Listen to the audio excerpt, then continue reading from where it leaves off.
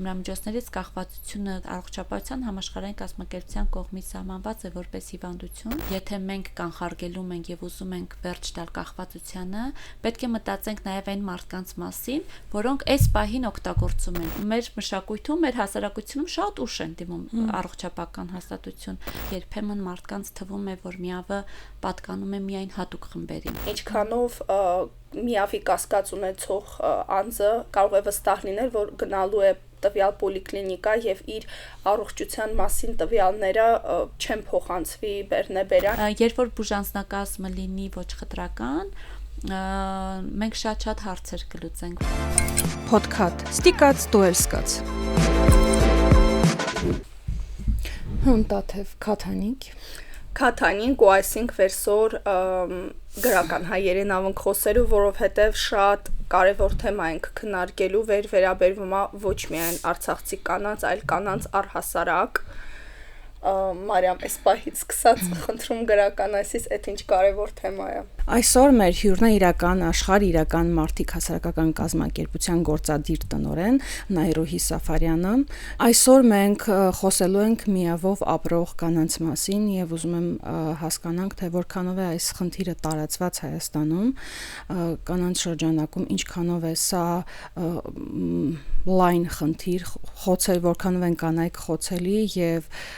արդյոք նաև ունեք արցախցի կանայք այս շարքերում։ Ողջույն ձեզ, շնորհակալ եմ հրավերի համար եւ շնորհակալ եմ, որ այս կարևոր հարցին անդրադառնում եք նաև դուք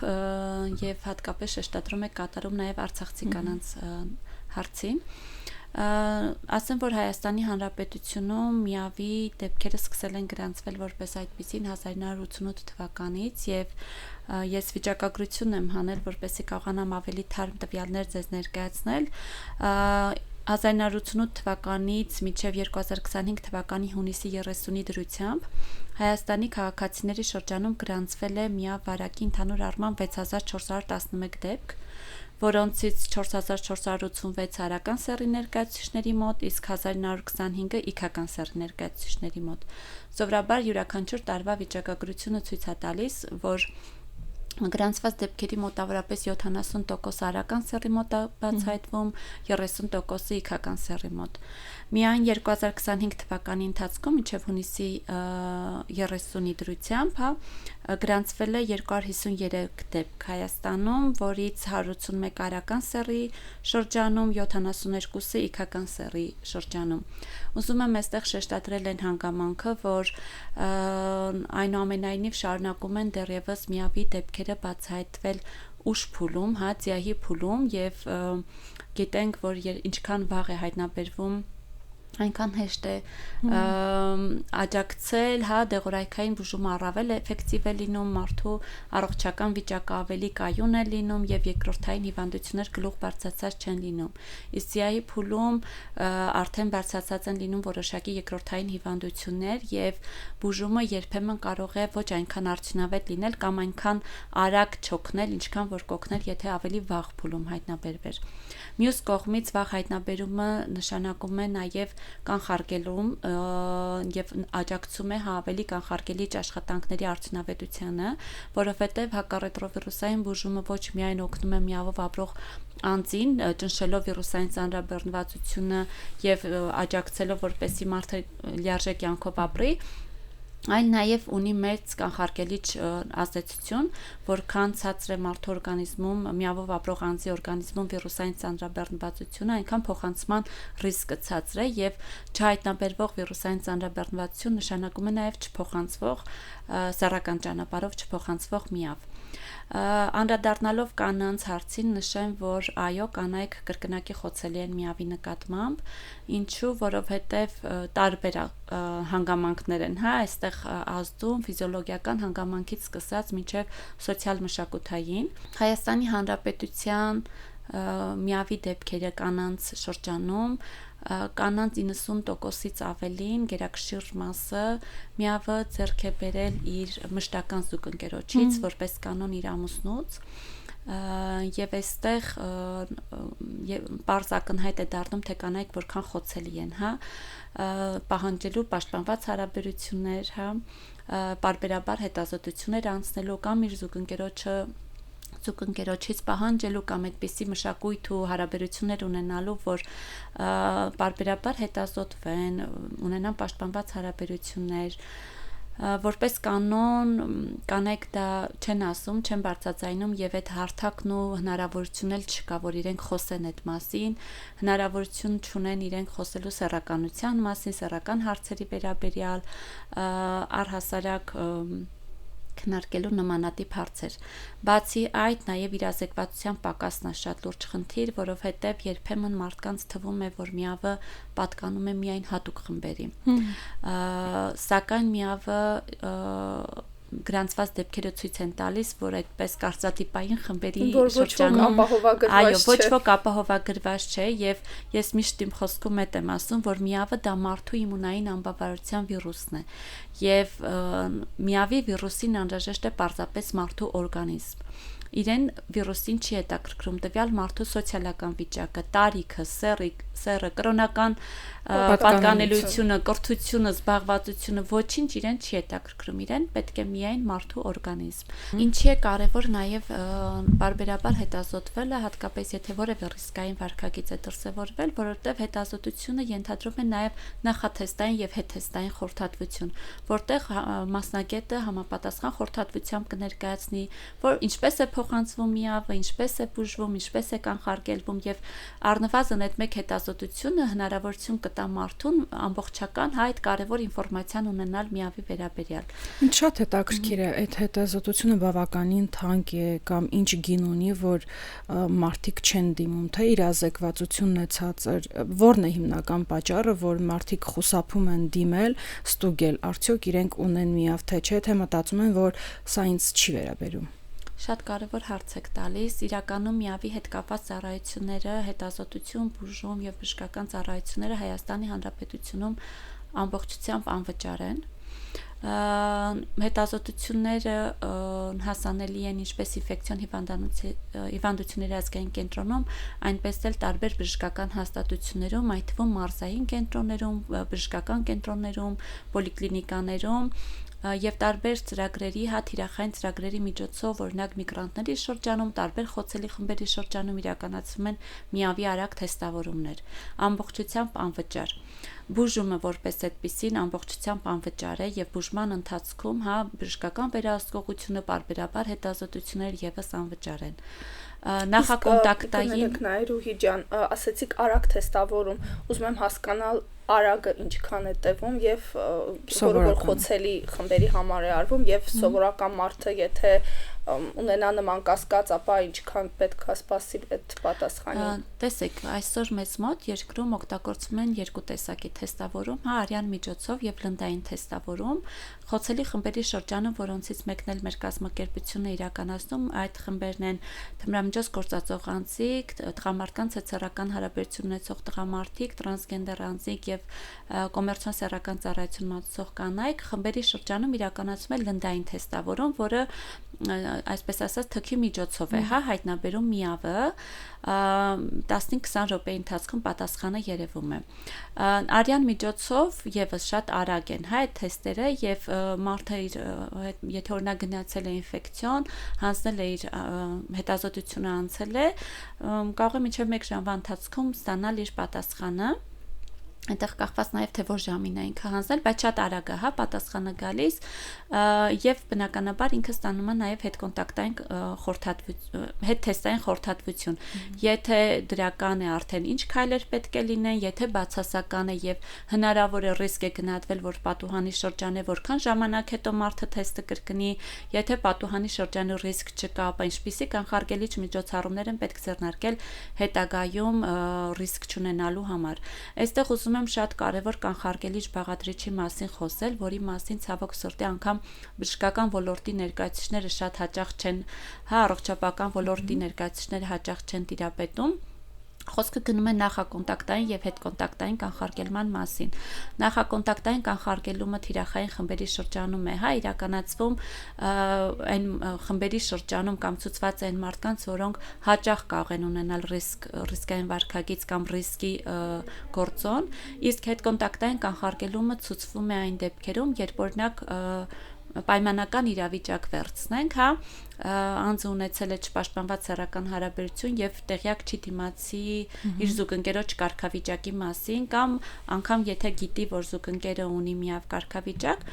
մինչև 72 ժամվա ընթացքում պետք է դիմել ինֆեկցիոն հիվանդությունների ազգային կենտրոն եւ ստանալ հետկոնտակտային կանխարգելում, որը միջոց է, որը թույլ չի տալիս, որպեսզի միավի փոխանցումը տեղի ունենա եւ կանխարգելում է, հա։ Ինչ միջոց է դա, ինչպես դա դեղորայքային միջոց է, դեղամիջոց է, որը բժիշկը նախապես գնահատում է, խորհրդատվություն իրականացնում, ռիսկն է գնահատում, նաեւ իրականացնում են այդ պահին թեստավորում, որտեղ միգուցե մարդը ուներ միավ եւ ուղղակի տեղյակ չէր, եթե բացասական է նաեւ թեստի արդյունքը գալիս, տրամադրում են հետկոնտակտային կանխարգելիչ այդ դեղամիջոցները, նշեն, որ անվճար են այս ծառայությունները եւ պարզապես պետք է դիմել։ Կարևոր է, որ 72 ժամը չանցնի եւ ինչքան վաղ, այնքան լավ, այնքան ավելի արդյունավետ։ Այս հետկոնտակտային կանխարգելումը կիրառվում է նաեւ անդրադառնալով կանանց հարցին, հա, ամբողջ շղիության ընթացքում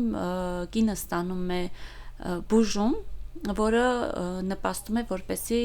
միավը չփոխանցվի պտղին։ Ծննդաբերի որ կանրադառնանք դեռ մի ուրիշ հարցան ինչ է։ Նայրուհի ջան, իհարկե միավով ապրող մարդկանց համար բոլորի համար էլ հեշտ չէ, բայց հատկապես կանանց համար, ինչպես նշեցիք, այդ հասարակական այդ ստիգման ավելի ուժեղ է դրա համար, ինձ շատ հետաքրքրում է, այո, նշում եք, որ կա անվճար ծառայություններ եւ այլն, բայց ինձ հետաքրքիր է ինչքանով է պահպանվում գաղտնիությունը, ինչքանով միավի կասկած ունեցող անձը, այս դեպքում կինը, կարող է վստահ լինել, որ գնալու է տվյալ պոլիկլինիկա եւ իր առողջության մասին տվյալները չեն փոխանցվի բեռնեբերան եւ չի ենթարկվի ինքը հասարակության այդ ճնշող վերաբերմունքին։ Մերսի հարցի համար, որտեվ շատ այդպես դիպուկ հարցեր, ասեմ, որ միավի վերաբերյալ ծառայությունները եւ պետական մակարդակում առողջապահական հաստատությունների կողմից եւ հասարակական կազմակերպությունների կողմից ամբողջ անձնական տվյալների գաղտնիությունը պահպանվում է ամբողջությամբ եւ շատ հետեւողական են բոլորը այդ հարցում։ Օրինակ, եթե մենք ծառայություններ ենք տրամադրում որևէ խմբի հետ արագ թեստավորումն ենք անում, անգամ անձնական տվյալները գրանցվում են հատուկ կոդավորման, որպեսզի որևէ կերպ արտահոսք չլինի։ Ինֆեկցիոն հիվանդությունների ազգային կենտրոնը անձնական տվյալները պատկանում են միայն իրան, այսինքն ինքը չի տրամադրում որևէ այլ կառույցի այդ անձնական տվյալները եւ անգամ տվյալ կառույցում աշխատող ոչ բոլոր մարդիկ իհարկե ունեն, ոչ բոլոր մասնագետներն ունեն հասանելիություն անձնական տվյալներին։ Այդ ամենը շատ մանրակրկիտ կերպով հատուկ կարգավորումներով պահպանվում է։ Միևնույն ժամանակ Հայաստանի Հանրապետության օրենսդրությունը ապահովում է, հա, կա ունենք նաև մենք այդ օրենսդրական կարգավորումը, թե ինչպես պետք է անձնական տվյալները մշակեն, ինչպես պահպանեն եւ այլն։ Եվ ուզում եմ շեշտադրել, որ այն մարդիկ, ովքեր ուզում են գնալ եւ հետազոտվել միավի նկատմամբ, չվարանեն եւ չմտածեն, որ իրենց տվյալները հայտնի են դառնալու երրորդ անձի։ Այն պարագայում, երբ որ երրորդ անձի հայտնի է դառնում մարդու միավի կամ որևէ այլ անձնական տվյալ, մարդը կարող է դրա վերաբերյալ հաղորդում ներկայացնել եւ դիմել ոստիկանություն կամ իրավապաշտպան կառույցներին, որովհետև կոնկրետ պատժելի հանցագործություն է իրականացնելու այն կողմը, որը որ անձնական տվյալը կտարածի։ Կանանց պարագայում, այո, հասարակական այդ խարանը եւ խտրականությունը հատկապես ավելի բարձր է եւ կանայք այս տեսանկյունից եւս հա գենդերային հիմքով պայմանավորված կրկնակի խոցելին եւ կրկնակի խտրականության են ենթարկվում, ասեմ ինչու, որովհետեւ երբ խոսք գնում է միավի մասին կամ օրինակ սեռական ճանապարհով փոխանցվող որևէ հիվանդության մասին, միանգամից սկսում են հարցական տակ դնել կնոջ բարոյական վարքագիծը եւ առաջ բերել բարոյականության հետ կապված հարցեր, բայց այստեղ շատ սխալվում են բոլոր այդ մարդիկ, ովքեր նման հարցեր են առաջ բերում, որովհետեւ ինչպես իմ խոսքում նշեցի, միավը պայմանավորված չի այդ ամենով եւ նաև կանայք ասեմ ինչի եմ նաև ուզում շեշտադրել այս մասը, որտեղ երբ որ կանանց կոչ ենք անում, խորհրդատվություն ենք տրամադրում, ինֆորմացիա ենք տրամադրում, որ կարևոր է անցնել միավի նկատմամբ հետազոտություն, ելի շարունակում են մտածել այնպես, որ միավը վերաբերվում է հատուկ խմբերի, եւ եթե իրենք այդ խմբերին չեն պատկանում, ապա միավը իրենց չի վերաբերվում։ Բայց ուզում եմ այս առիթը եւս օգտագործելով կոչ անել, որ բոլորը հետազոտվեն միավի նկատմամբ եւ իմանան իրենց կարգավիճակը ու ըստ անհրաժեշտության, եթե կարիքը կա, արդեն կհաստատվի միավը, ստանան բուժումը, իսկ այն դեպքերում, եթե օրինակ չի հաստատվի միավ կարգավիճակը, տեղեկանան, խորհրդատվություն ստանան, լրացուցիչ գիտելիքներ ստանան եւ այդպիսով ավելի պաշտպանված կդառնան։ Կանանց պարագայում ուզում եմ նաև մի հարցի անդրադառնալ, որ անգամ եմ դեպքերում, երբ որ կնոջ մոտ բացահայտվում է միավ եւ տրամադրվում է դեղորայք, հստակ բուժումը կա եւ ցույցված է, որ ստանա մարդը այդ բուժումը եւ ստանա իր դեղորայքը, երբեմն կանայք չեն կարողանում պարզապես ստանալ այդ բուժումը պայմանավորված բռնության տարբեր դրսևորումներով։ Ընտանեկան բռնության տարբեր դրսևորումներ կարող են լինել եւ ընտանիքի անդամները դա ոչ միայն ամուսինն է, ամուսնուն է կամ զուգընկերոջն է վերաբերվում, այլ ընտանիքի այլ անդամներն էլ երբեմն իմանում են կնոջ միավ կարգավիճակի մասին եւ պարզապես արգելում են, որպեսզի նա գա եւ ստանա բուժում։ Հենց դա էր, որքանով են ընտանիքները աջակցում կամ խանգարում, փաստորեն նշեցիք, որ շատ դեպքեր են լինում, որ ընտանիքները խանգարում են, իսկ կան արդյոք ես նաև քանի որ շատ եք աշխատում այդ խոցելի խավի մարդկանց հետ, ուզում եմ հասկանալ, որ պատճառներն են հիմնականում իրենք նշում, թե ինչու են իրենց արգելում ընդունել դեղահաբը, որը այս դեպքում կնոջ համար փրկողակ է։ Տեսեք, միանշանակ ասել, որ ընտանիքները խոչընդոտում են կամ աջակցում են, բարդ է, որովհետև երբեմն ոչ միշտ է եւ ոչ պարտադիր է, որ ընտանիքի բոլոր անդամները իմանան նախ կարգավիճակի մասին, սկսենք այդտեղից, հա, անձինքն է որոշում, թե ով իմանա իր միավ կարգավիճակի մասին եւ ով չիմանա։ Իհարկե ունենք դեպքեր, երբ որ ընտանիքի անդամները գիտեն կամ ամուսինները գիտեն, հա, կնոջ կարգավիճակի մասին, ասեմ, որ կան նաև դիսկորդանտ զույգեր, երբ օրինակ զույգերից մեկի մոտ կա միավ, մյուսի մոտ չկա միավ, հա, չի ախտորոշվել միավ։ Երբեմն ունենք շատ ընտանիքներ, որոնք աջակցող են, ունենք շատ զուգընկերներ, որոնք ամուսիններ իրար աջակցում են, միասին գալիս են հետազոտության, ժամը հիշեցնում են միմյանց, որ արդեն դեղորայքի ընդունման ժամն է եւ այլն։ Բայց կան նաև դեպքեր, որոնք պայմանավորված են հիմնականում բռնության դրսևորումներով եւ արգելում են կանանց ստանալ դեղորայքը կամ ստեղծում են այնպիսի պայմաններ, որ կինը չուզենա ստանալ դեղորայք կամ ստեղծում են այնպիսի պայմաններ, որ կինը պարզապես չկարողանա գալ եւ ստանալ դեղորայք։ Դրանք կարող են դրսևորվել ուղիղ արգելքով, հա, երբ օրինակ ուղիղ արգելում են ստանալ եւ խմել այդ դեղորայքը։ Այսինքն սրա նպատակը հենց նա է, որ մի խմիր, որովհետեւ դու արժանի չես ապրելու, ինչ որ դու առողջ ես, դու դա հերքում են, շատ դեպքերում հերքում են։ Շատ դեպքերում հերքում են, որովհետև ունեն կարծրատիպային մոտեցում միավի վերաբերյալ եւ իրենք չեն ընդունում, որ միավը կարող է վերաբերել իրենց կամ չեն ընդունում, որ միավը կարող է վերաբերել իր կնոջը կամ օրինակ իր հարսին եւ ասում են սուտ է, քեզ մոտ չի կարող լինել միավ, այդ ամեն ինչը սուտ է եւ դու ուղակի մի խմիր։ Եվ այստեղ հաշվի չի առնվում կնոջ իրական կարծիքը եւ կարիքը։ Այլ հանգամանքներ կարող են լինել, երբ որ ուղակի բռնարար հարաբերություններ են, հա, գործ ունենք բռնարարի հետ եւ արգելում է, հա, որպեսզի կինը որևէ ծառայություն ստանալ։ Դա կլինի սոցիալական ծառայություն, առողջապահական ծառայություն, հոգեբանական ծառայություն, որտեղ միավի ծառայություններ չեն ենթադրում միայն դեղորայքի տրամադրում, հա, դրանք բազմամասնագիտական թիմի աջակցություն են, ինչպես բժշկական խորհրդատվություն, այնպես էլ սոցիալական աշխատողի, հոգեբանի խորհրդատվություն, իրավաբանի խորհրդատվություն, նաեւ հավասարի խորհրդատվություն, երբ միավով ապրող մարդը, ով ստանում է բուժում, իր փորձով, իր կյանքի, հա, փորձառությամբ, դեղեր ընդունելու փորձառությամբ կիսվում է եւ աջակցում է, հա, մյուս միավով ապրող անձանց, որը շատ կարեւոր աջակցություն է։ ուղղակի մտքով անցել է, որ պետք է ստուգվի արդյոք ինքը ունի միավ թե չէ, այս դեպքում ինչ ճանապարհ պետք է անցնի, որտեղ դիմի, շատ դեպքերում չգիտեն դիմեն պետական առողջապահական մարմինների, թե դիմեն ՀԿ-ների։ Խնդրում եմ մի քիչ մանրամասնեք, թե այս դեպքում ինչպես պետք է վարվեն մարդիկ։ Որտեղ դիմեն, որ այդ վախի գործոնը հանկարծ գլուխ չբարձրացնի, որ դեպքում կարող են հստակ վստահ լինել, որ այն ինֆորմացիան, որը հենց նոր իրենք տրամադրեցին անծանոթ մեկի, կմնա իրենց երկուսի միջև, որ կազմակերպությունը կամ որ կառույցն է, որ այսպես ասած գաղտնիությունը առավել եւ վստահելի է։ Ես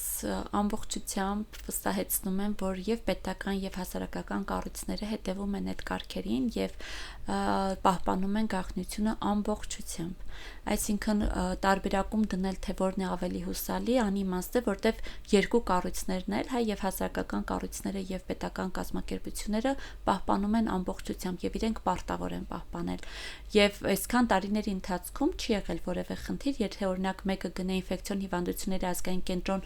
անցնի միավի թեստավորում եւ այդ մասին ինֆորմացիան հայտնի դառնա երրորդ անձի, կամ օրինակ մեր կազմակերպությունում անցնի միավի թեստավորում եւ այդ ինֆորմացիան հայտնի դառնա երրորդ անձի, դա բացառված է եւ մենք վստահեցնում ենք, որ նման բան չի կարող տեղի ունենալ։ Այդտեղ մարդը պետք է նայի նաեւ իր հարմարությանը եւ հանգստությանը, թե որտեղ է ուզում դիմել։ Հասարակական կազմակերպությունները որոշ դեպքերում սահմանափակված են, որտեղ հետազոտություններ պետք է իրականացնեն հատուկ խմբերի շրջանում, այսինքն ծառայությունները նախատեսված են որոշ խմբերի համար։ Իսկ ինֆեկցիոն հիվանդությունների ազգային կենտրոնում կամ այն կազմակերպություններն, որտեղ պետք է իրականացվեն միավի թեստավորումներ, կարող են իրականացնել բոլոր անձանց շրջանում։ Միևնույն է, վերջնական ախտորոշիչ այդ ախտորոշումը պետք է դրվի ինֆեկցիոն հիվանդությունների ազգային կենտրոնում, սակայն հետազոտությունը մինչ այդ կարող է իրականացվել ինչպես հասարակական, այնպես էլ առողջապահական հաստատությունում, կախված թե տվյալ մարդը ինչ կարիք ունի, ինչ առանձնահատկություններ ունի։ Այստեղ ուզում եմ շեշտել, որ հատկապես մենք մեր աշխատանքում անպայման այդ առանձնահատուկ մոտեցումը ցուցաբերում ենք եւ մարդակենտրոն աջակցություն ենք տրամադրում, մարդակենտրոնն են մեր բոլոր ծառայությունները եւ բոլոր առանձնահատկությունները հաշվի ենք առնում։ Շատ լավ պատկերացնում ենք, որ մարդը ունի որոշակի անհանգստություններ, կարող է ունենալ որոշակի վախեր, անգամ այն երբ որ թեստավորում ես իրականացնում այդ 20 րոպեն պետքա սպասես, ենթադրենք եթե լնդային թեստավորում ենք արել ու 20 րոպեն պետքա սպասենք մինչև պատասխանը գա, այդ 20 րոպեն իր համար շատ դժվար է անցնում, որտեվ ինքը օրինակ վախ ունի, որ բավոր դրական գա։ Այստեղ ուզում եմ ասել, որ շատ կարևոր է, որ անգամ երբ դրական է գալիս պատասխանը, դա դատավճիռ չի, շեշտենք սա, որովհետև կան շատ արդյունավետ դեղորայքեր, որոնք օգնում են մարդուն ապրել լիարժեք կյանքով, որպեսզի չզարգանան երկրորդային հիվանդություններ, մարդը առողջական այլ խնդիրներ չունենա, կանխարգելիչ շատ մեծ ազդեցություն ունեն։ Այստեղ կարևոր է հիշել, որ որքան վաղ հայտնաբերվի միավը, այնքան արդյունավետ է իր բուժումը։ Եվ պետք չի հետաձգել այդ պահը, եթե մարդը ուզում է, եթե կինը ուզում է անցնել միավի թեստավորում, դա չպետք է հետաձգել, որովհետև միավը ունի գաղտնի ընթացք եւ երկար տարիներ կարող է մարդու օրգանիզմում զարգանալ եւ որևէ դրսևորում չունենալ ու այդ տարիները մարդու ուղակի ոնց որ առանց բուժման մնա։ Ինչքան վաղ հայտնաբերել, այնքան արդյունավետ կլինի բուժումը եւ մարդու կյանքի որակը պարզապես չի ընկնի։ Այս շատ կարևոր եմ համարում ես։ Մենք անընդհատ խոսում ենք միավից եւ թե ինչ պետք է անենք, որ կանխարգելենք, բայց դիտողների համար գուցե մի քիչ պարզ չլինի, թե ինչպես հասկանա, արդյոք ինչ սիմպտոմներ պետք է ունենա կամ ինչ գանգատներ պետք է ունենան, որպեսզի հասկանան կամ մտքներով անցնի, որ գուցե ինձ մոտ միավ կա։ Ուզում եմ սկսել փոխանցման ուղիներից, որոնք հստակ են եւ միավի փոխանցման ուղիներն են արյան միջոցով, սեռական ճանապարհով եւ մորից երեխային։ Արյան միջոցով կարող են փոխանցվել չախտազերծված բժշկական գործիքների, արյան փոխպատվաստման, օրգանների փոխպատվաստման ժամանակ չպաշտպանված սեռական ճանապարհով կարող են փոխանցվել չպաշտպանված սեռական հարաբերության ժամանակ եւ անգամ մեկ չպաշտպանված սեռական հարաբերությունը եւ յուրաքանչյուր տեսակի սեռական հարաբերություն, եթե չպաշտպանված է եղել, կարող է ռիսկ լինել միավի փոխանցման։ Եվ մորից երեխային կարող է փոխանցվել հղիության ընթացքում, ծննդաբերության ժամանակ կամ կրծքով կերակրման ժամանակ, եթե կինը չի ստանում բուժում եւ համապատասխան այդ փուլերը հետ կոնտակտային կանխարգելումը երեխայի շրջանում չիրականացում եւ այլն։ Ուզում եմ նշել, որ բոլոր դեպքերում բուժումը այդ կանխարգելիչ էֆեկտը թողում է եւ բոլոր փոխանցման ուղիների վրա ազդեցություն ունենում է։ Միավը փուլային ընթացող հիվանդություն է եւ առաջին փուլը դա պատուհանի շրջանն է, երբ որ մարդուն փոխանցում է միավ, միջինում գրականությունը ասում է մինչև 3 ամիս կարող է դիտվել պատուհանի շրջան։ Սա ենթադրում է, որ թեստերը կարող են դրական արդյունք ցույց տալ, որտեղ ժամանակ է անհրաժեշտ, որպեսզի հակամարմիններ արտադրվեն։ Այնուհետև երկար տարիներ, միջինում կարող է 6-ից 8 տարի մարդու օրգանիզմում զարգանալ, ակտիվորեն զարգանալ միավը, այդ ժամանակ եթե թեստավորում անցնի մարդը դրական կգա արդեն պատասխանը եւ նաեւ այս բոլոր փուլերի ընթացքում մարդը կարող է փոխանցել միավը, սակայն այս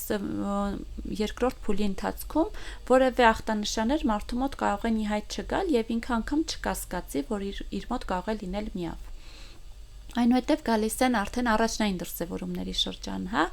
երբ կարող է օրինակ, չգիտեմ, ենթադրենք սովորական թոքաբորբը շատ երկար տևել, գրիպը երկար տևել, անընդհատ բուժում են տարբեր հիվանդություններ, սակայն արդյունավետ չեն լինում այդ բուժումները, կարող են մաշկային որոշակի դրսևորումներ լինել, մաշկային որոշակի հիվանդություններ կամ բերանի խոռոչություն որոշակի հիվանդություններ, սեռական օրգանների շրջանում որոշակի հիվանդություններ առաջ գալ։ Այստեղ կարևոր է, որ երբ մարդը դիմում է որևէ ախտանշանով բժշկի, անպայման նաև հաշվի առնեն, որ կարող է դա լինել, բժիշկներն էլ հաշվի առնեն նաև մարդ իմանա, որ միգուցե դրանք լինեն միավով պայմանավորված որոշակի ախտանշաններ եւ նաև այդ բացառման սկզբունքով գնալով նաև իրականացնեն միավի թեստավորում։ Իսկ վերջին փուլը միավի դա ձիահի փուլն է, ձեռքբերովի իմունային անբավարարության համախտանիշ, երբ արդեն իմունային համակարգը բավականին ճնշված է եւ գլուխ են բարձրացնում տարբեր երկրորդային հիվանդություններ, օպորտունիստական հիվանդություններ, դրանք կարող են լինել օնկոլոգիական հիվանդություններ, տուբերկուլյոզ է հաճախ զարգանում, կարող են այլ հիվանդություններ ավելի բարդացված տեսակով գնալ, մաշկային ավելի խոր հիվանդություններ կամ մաշկային ուռուցքներ,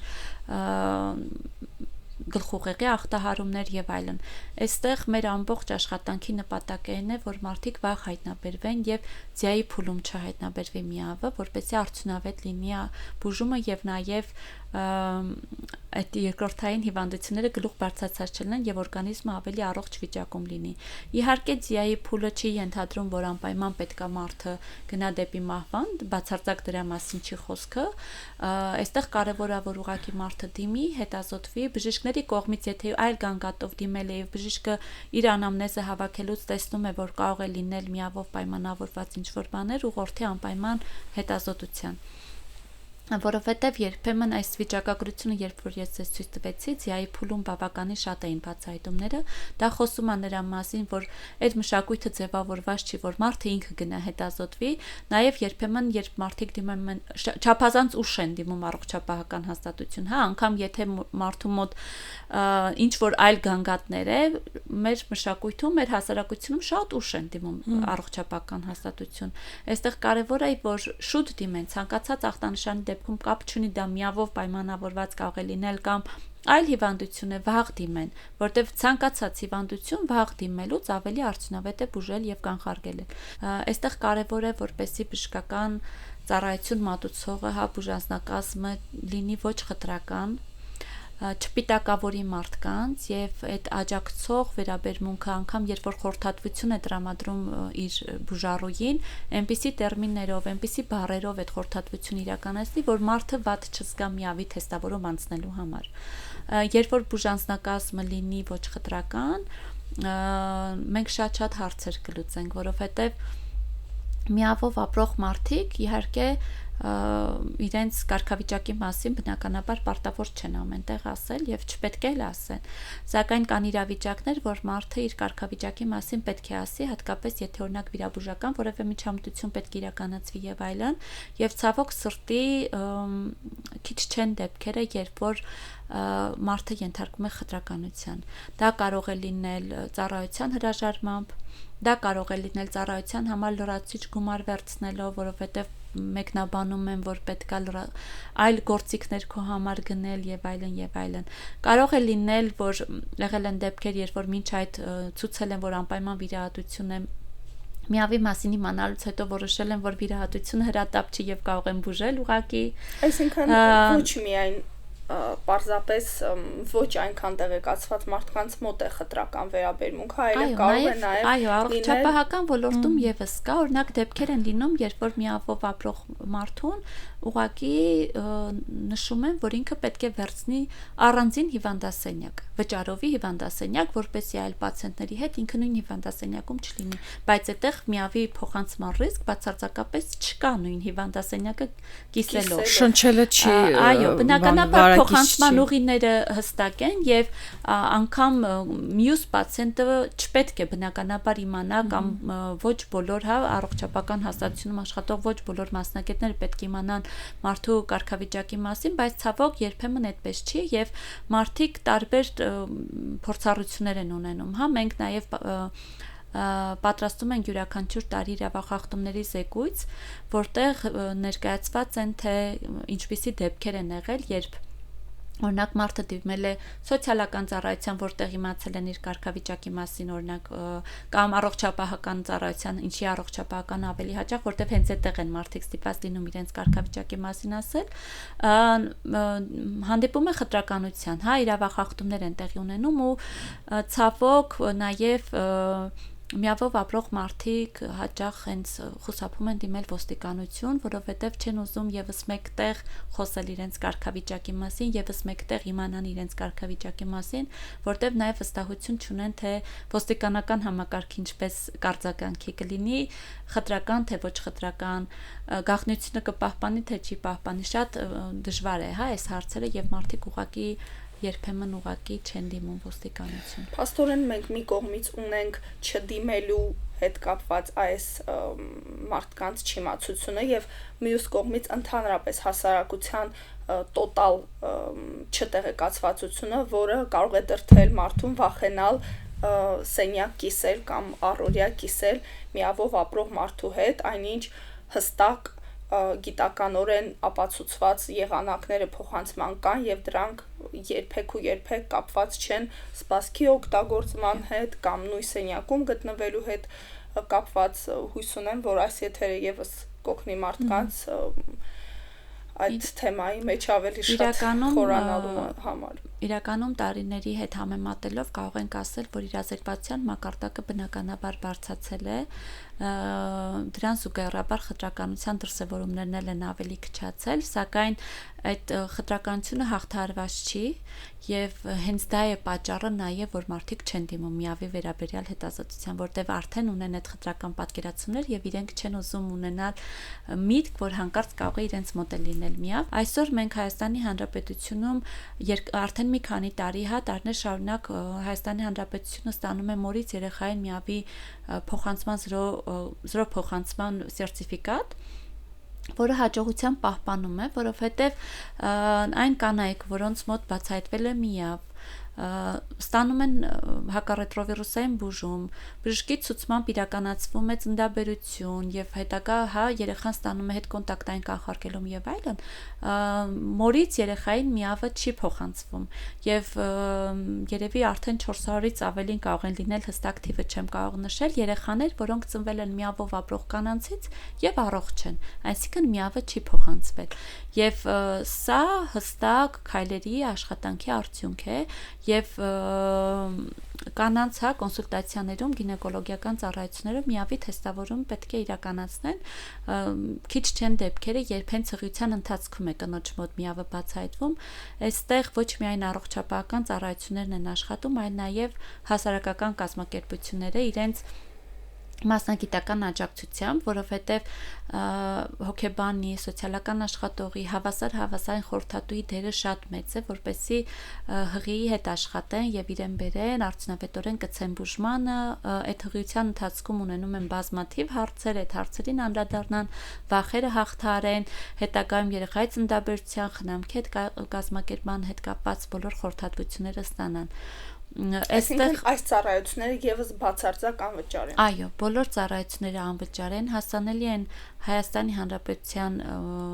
ամբողջ տարածքում, մեր գրասենյակը գտնվում է Երևանում, սակայն մեր ծառայությունները հասանելի են ողջ Հայաստանում։ Դուք ամենասկզբում հարցեցիք նաև արցախցի կանանց մասին։ Ուզում եի անդրադառնանք վերջապես։ Մեր ծառայությունները հասանելի են նաև Արցախում, մենք բարբերաբար իրականացնում էինք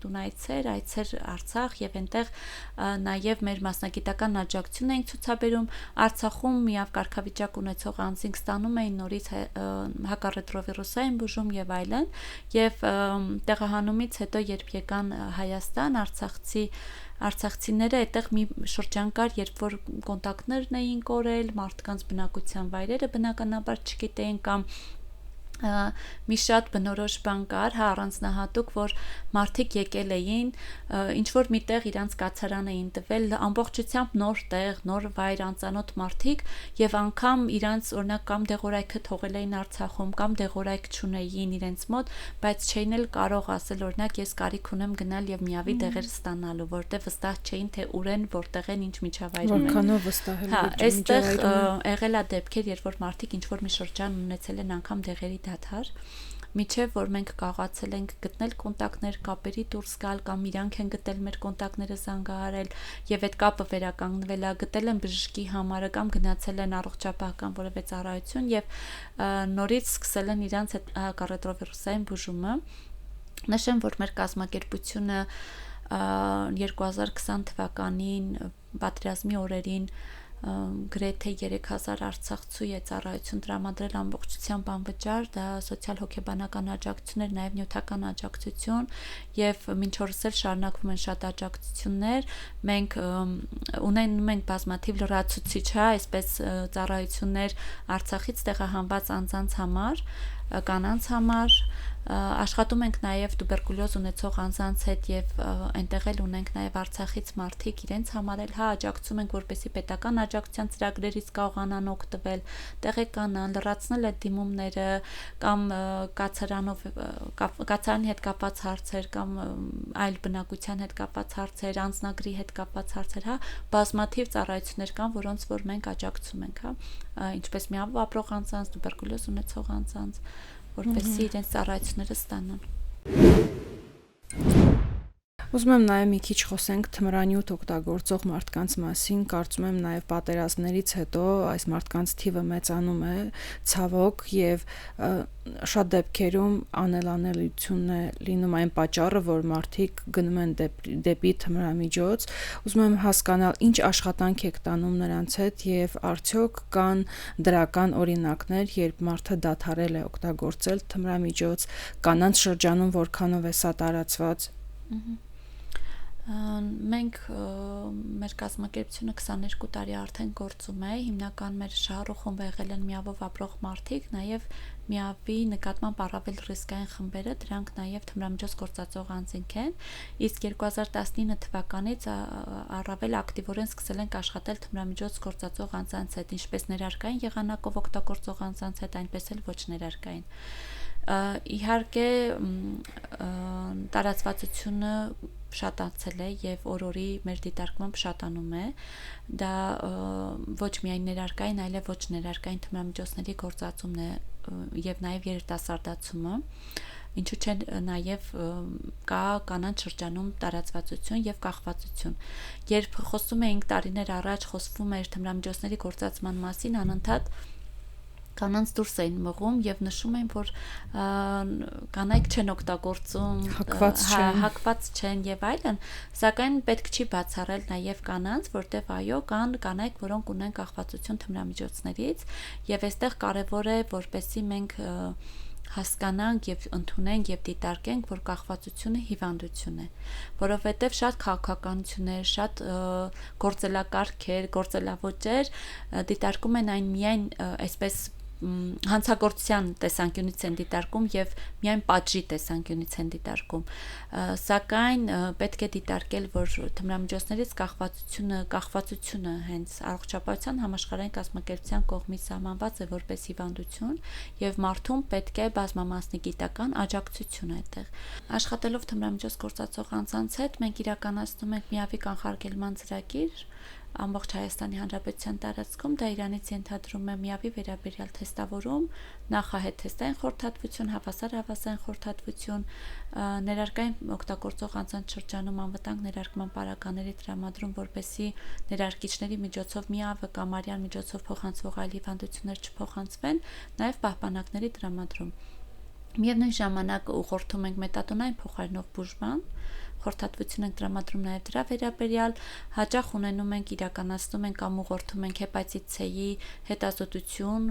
այս պահին էլ իրականացնում ենք, ուղղորդում ենք մարդկանց հեպատիտ C-ի հետազոտության եւ բուժման ամբողջությամբ նորից անվճար։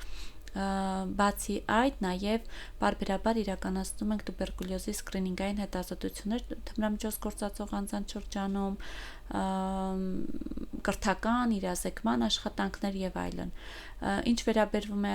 եթե մարդը ուզում է դադարեցնել, ազատվել կախվածությունից, ցավոք Հայաստանի Հանրապետությունում մենք չունենք վերականգնողական կենտրոն, որոնք իրենց փորձով աշխարհի լավագույն փորձը ցույց է տալիս, որ վերականգնողական կենտրոններն են նպաստում, մենք չունենք Հայաստանում այդպիսի կենտրոն։ Կան տարբեր կազմակերպություններ, որոնք փորձում են աջակցել, այդ թվում նաև կախվածությունների բուժման ազգային կենտրոնը, ունի տարբեր ծառայություններ, որոնք օգնում են մարդուն ազատվել կախվածությունից։ Ես մի քանի դեպք ինձ պատմել են մեր շահառուներից, որոնք կարողացել են ազատվել կախվածությունից, բայց այդ դեպքերը շատ չեն, քիչ են եւ հատուկ մասնագիտական ծառայություններ ցավոք չկան, որտեղ մարդիկ կկարողանան դիմել եւ անցնել, որովհետեւ դա ուղղակի ցանկություն չի, որ մարդ մի օր վեր կենա եւ ասի ես այլևս չեմ օգտագործում։ Մեզ մոտ ավելի շատ մյուս կողմից են նայում, որ սա օրենքի խախտում է, որ սա չպետք է լինի, բայց թե ինչ կլինի հետո մարդու հետ կվերականգնվի նա, թե չի վերականգնվի կամ նորից նույն հանցագործությունը կկատարի, այս մասով որևէ աշխատանք չի տարվում փաստորեն։ Տեսեք, ապօրինի շրջանառության դեմ պայքար պետությունը իրականացնում է եւ պետք է իրականացնի, վաճառքի կանխարգելում, վաճառքների բացահայտում եւ պատժիժ պետք է իրականացնի եւ իրականացնում է, միանշանակ այդ քաղաքականությունը պետությունը պետք է իրականացնի, որպեսզի կանխարգելի թմրամիջոցների տարածումը եւ օգտագործման տարածումը, սակայն բուժման տեսանկյունից մեր ծառայությունները շատ քիչ են եւ այլ թե ինչ ունենք առաջարկելու մարդուն, որպեսզի մարդը այլևս չօգտագործի թմրամիջոց, գրեթե առաջարկելու բան չկա։ Եվ այդտեղ շատ մեծ բաց է, որովհետև եթե մենք կանխարգելում ենք եւ ուզում ենք վերջ տալ կախվածությանը, պետք է մտածենք նաեւ այն մարդկանց մասին, որոնք այս պահին օգտագործում են։ Շատ լավ է, հրաշալի է, մենք մեր բոլոր ջանքերը օգտագործում ենք, որպեսզի մարդիկ պարզապես չօգտագործեն թմրամիջոց։ Դա պետք է անի եւ պետությունը, եւ հասարակությունը, եւ կազմակերպությունները, եւ մենք դա անում ենք։ Միևնույն ժամանակ պետք է մեր ծառայությունները ունենանք այն մարդկանց համար, որոնք այս պահին օգտագործում են թմրամիջոց, եւ այն կանանց համար եւս, որոնք օգտագործում են թմրամիջոց, որտեղ թմրամիջոց գործածող կանայք էլ ավելի խոցելի վիճակում են եւ իրենք պարզապես չեն կարող դիմել իրենց հարազատին օգնության համար, որտեղ թաքցնում են այդ օգտագործման հանգամանքը։ Հաճախ օրինակ թմրամիջոց գործածող կանայք գտնվում են բռնության մեջ, բայց նա խուսափում է դիմել ոստիկանություն, որտեղ եթե գնա ոստիկանություն եւ ասի, որ ինքը թմրամիջոց գործածող է եւ ենթարկվում է բռնության իր զուգընկերոջ կողմից, չգիտի ոստիկանության արձագանքը ինչ կլինի։ Կամ գերդոզավորման դեպք է եւ մարդը ուղղակի խուսափում է դիմել առողջապահական ծառայության, որտեղ չգիտի այնտեղ ինչ կլինի, եթե ասի, որ օրինակ թմրամիջոցից գերդոզավորում է եւ ցավոք մենք ունենում ենք շատ մահեր գերդոզավորման պայմանավորված։ Այստեղ կարեւոր է, որպեսզի բոլոր ծառայությունները հասանելի լինեն։ Այդ ծառայությունները հասանելի լինելուց դա միայն ֆիզիկական հասանելիության մասին չի, այլ նաև ոչ խտրական լինեն, թիրախային լինեն, հասցեական լինեն եւ զգայուն լինեն, հատկապես գենդերազգայուն լինեն եւ այդ ծառայությունները ոչ միայն ինչ որ հաստատությունում լինեն, այլ հենց հանրույթի մեջ լինեն ու մարդկանց հասանելի լինեն։ Հույս ունենանք, որ այս եթերներ կլինի այդ խթաններից մեկը, որ մարդիկ հասկանան, որ այո, գուցե այս պահին սա կոնկրետ իրենց չի վերաբերում, բայց գուցե իրենց շրջապատում շատերին է վերաբերում, որից իրենք տեղյակ չեն հենց միայն այն պատճառով, որ դիմացինը վախենում է կիսվել, թեկուզ եւ հնարավոր է կիսվեր եւ իր կյանքը փրկվեր, ու քանի որ շատ դժվար թեմա ենք ընտրել, թմրամիջոց գործածող եւ միավով ապրող մարդիկ, շատ կուզեի, որ լուսավորությամբ ավարտեինք եթերը եւ վերջին ձեզ տպավորած դրական ելքով պատմության մասին, եթե հիշում եք այդպիսիք, որ մարդ ունեցել է կախվածություն թմրամիջոցներից, հիմա ապրում է լիարժեք կյանքում, կամ մարդ, որ ունեցել է միավ եւ չի կարողացել հարմարվել այդ մտքի հետ, հիմա սովորական իր կյանքն է ապրում եւ ոչ մի բանով չի տարբերվում մեկ այլ անձից, ով միավով չի ապրում։ Շատ լավ, նախ ուզում եմ ասել, եթե խոսում ենք թմրամիջոցների եւ միավի մասին, կոչս մեր հասարակությանը եւ հատկապես ծնողներին, որ իրենց երեխաների հետ ունենան վստահելի հարաբերություններ, անպայման չմեղադրող իրենց երեխաներին, հատկապես դեռահասների հետ շատ խոսեն այս թեմաների մասին, եւ այս թեմաների մասին խոսելը դա տաբու չի, այլ պարտադիր է, եւ խոսել ոչ թե վախացնելով, խոսել ոչ թե պատժելու վախով, սպառնալիքով, այլ խոսել բացատրելով, ներկայացնելով որպես հավասարը հավասարին։ Ձեզ դրեք ձեր երեխայի մարմնի մեջ, տարիքի մեջ եւ ձեր երեխայի հետ խոսեք իրեն հասկանալի լեզվով, հստակ ներկայացնելով դրա հետևանքների մասին, որովհետեւ երեխաներին շատ հաճախ կարող են դեռահասներին, երիտասարդներին առաջարկել թմրամիջոց։ Խոսեք ձեր երեխաների հետ այդ մասին, դա տաբու թեմա չի, դա պարտադիր խոսելու թեմա է։ Բացատրեք դրա բացասական հետևանքների մասին։ Սովորեցրեք ձեր երեխաներին ինչպես պաշտպանվել, սովորեցրեք ձեր երեխաներին ինչպես ասել ոչ։ Սովորեցրեք ձեր երեխաներին, որ յուրաքանչյուր վտանգի դեպքում դիմեն ձեզ, եւ դուք էլ սովորեք, որ դիմեք համապատասխան կառույցներին, որովհետեւ երբեմն այո, մենք որպես ծնող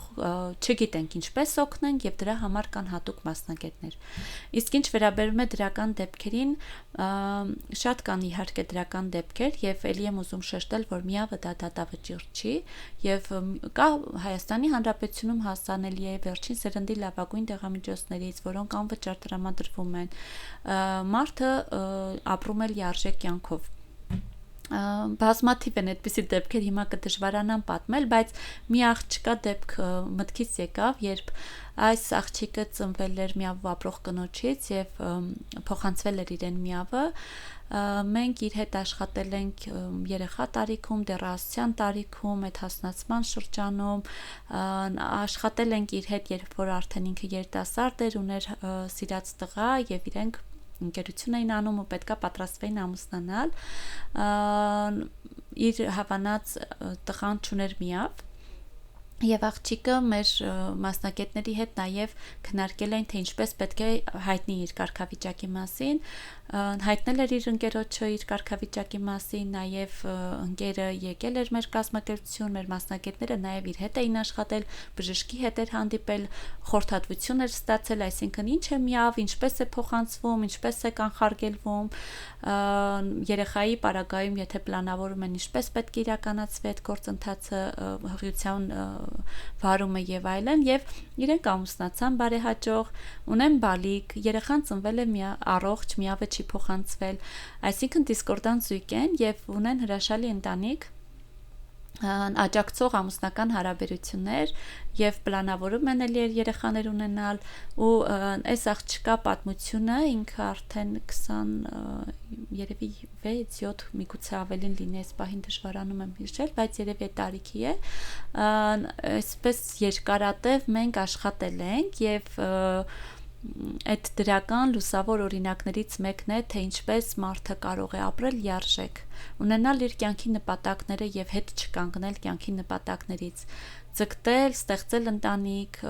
կամ մասնագիտական աճ ունենալ, աշխատել, զարգանալ, ինքնարեալիզացվել եւ միավը այս ճանապարհին խոչընդոտ չի։ Միավը ընդհակառակ այս ճանապարհին կարող է հանդիսանալ խթանել, որպեսզի մարդը ել ավելի լիարժեք ապրի, իր առողջության նկատմամբ, ել ավելի հոգատար լինի իր նկատմամբ, ել ավելի կարևորի գնահատի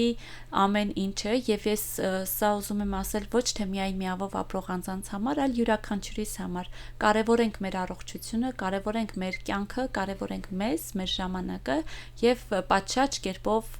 անցնենք հետազոտություններ բարբերաբար։ Շատ շնորհակալություն, շատ կարևոր եթերի համար, կարևոր խոսակցության համար, կարևոր քաթի համար,